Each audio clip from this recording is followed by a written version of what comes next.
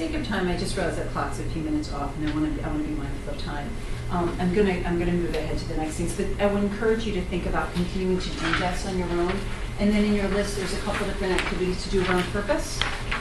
So you can do some of these things, or continue to do kind of thinking about the questions, and the questions are involved in your sheet too. So again, kind of going back to this and then thinking about what do you do as you begin to identify what these things are. Because the reality is, it becomes really hard to get to this sweet spot. You might get close, you might realize that, you know what, purpose means more to you than some of the employer values, and you end up down here, or strengths. It's an evolution and a process.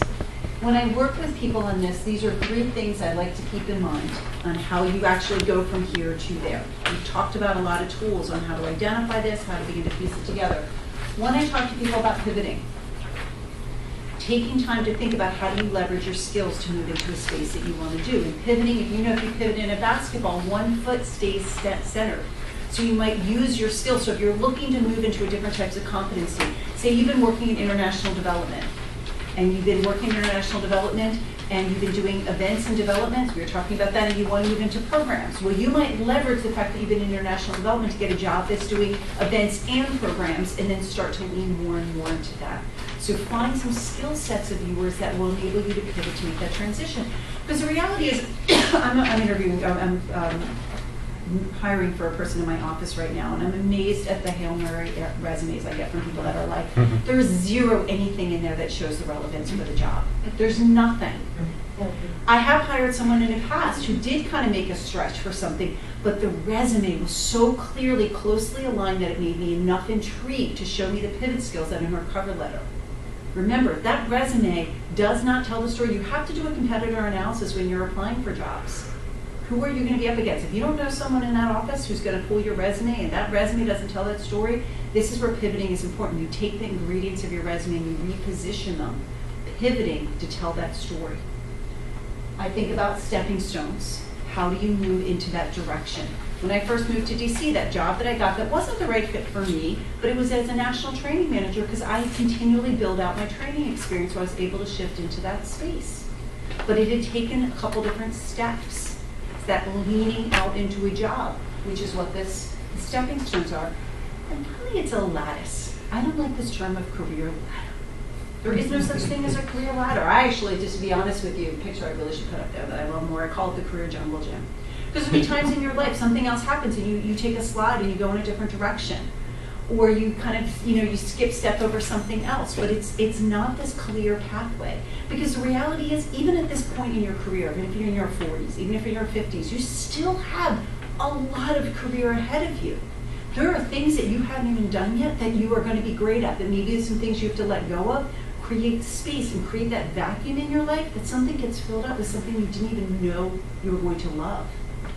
So being open to that and having fun with that, I think, is what really opens you up to it, knowing there is still so much possibility. I'm 46. I'm probably just now about the midway point in my career. I've only been doing career services for 11 years of it. I probably have another good 20, 25 years left of my career. That's exciting to me. Who knows what I'm going to discover that I'm really not good at? And that lights me up and what possibilities are there. But I have to have that attitude that it's a career challenge. Because finally, I love this quote. Because you want to come alive.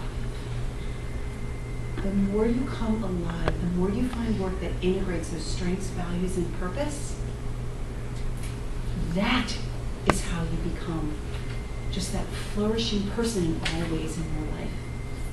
And the story I like to leave you with, anybody know what happened in 1954 with the 4-minute mile? Roger Bannister, you're not in your head, he broke the 4-minute mile. Nobody had broken it before, right? Were there like special technology computers to scan his running thing at that point? No? Did they have like really cool sneakers? Nobody else had done it before him. He broke the 4-minute mile. Pretty amazing, right? It's actually not what was amazing. Do you know what happened 3 weeks later? Wasn't it like 40 people or something right here?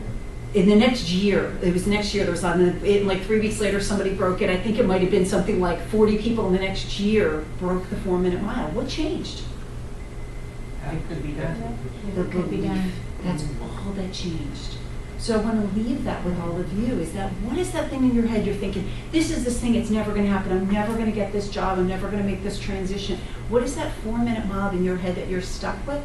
And then if you just change the belief that it was possible, all of a sudden, they had to stop keeping record books of it, it didn't even matter anymore.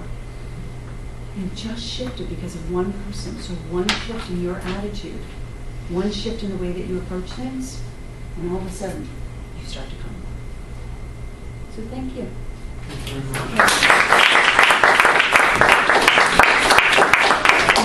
It was really terrific.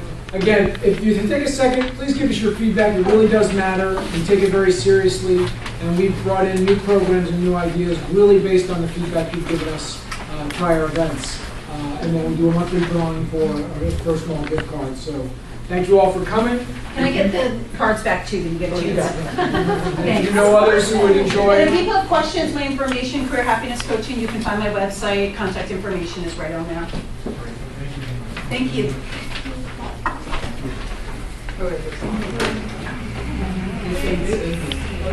You too. I love watching your face. Oh my, you were like so engaged.